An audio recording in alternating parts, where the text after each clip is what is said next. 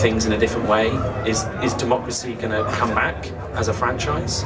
Democracy 4? I'd be up for it. That would be brilliant. I'd definitely put a vote, which is what it's all about. Oh, you want them to ask questions? Oh, sorry, I've never done this before, sorry. Okay, no, that's fine. How do you think YouTube will affect and interact with gaming in the next few years? Is that right? That's interesting. I think YouTube is becoming more and more of a. Sorry, I'm a bit closer. I think YouTube's becoming more and more as an avenue that gamers go to have almost as a demo service to see how entertaining and good a game is. You can tell from watching what you previously could have told from playing. Only you can do that whilst at work or at school or another avenue that otherwise you couldn't play a demo. On top of that, I think that we try and create our own narrative content and our own original content around gaming. So I think gaming's kind of becoming broader now. It's almost a platform to create stories and to create your own entertainment from. So I just see, and even then, there'll be 20 more things that I can't even comprehend at the moment that will come out on YouTube in gaming. There's so many talented people out there, and so many people trying to be different, that one of those will catch on and just change the world again. Any other questions?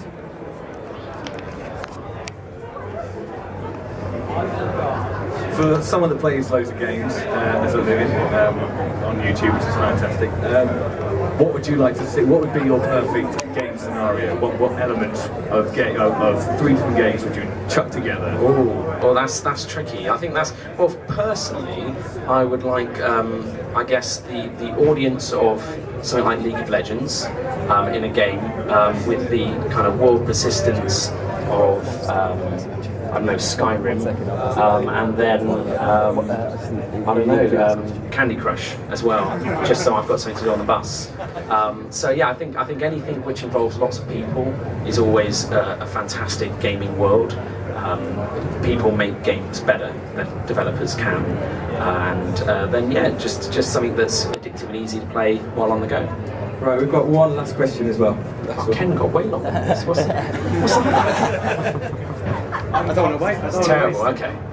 Do you think the share capability of new consoles coming out is going to lower the quality of the content they've got on YouTube? No, I honestly don't. I've spoke to both kind of platform teams, and I think that all it's going to do is encourage more and more people to get started.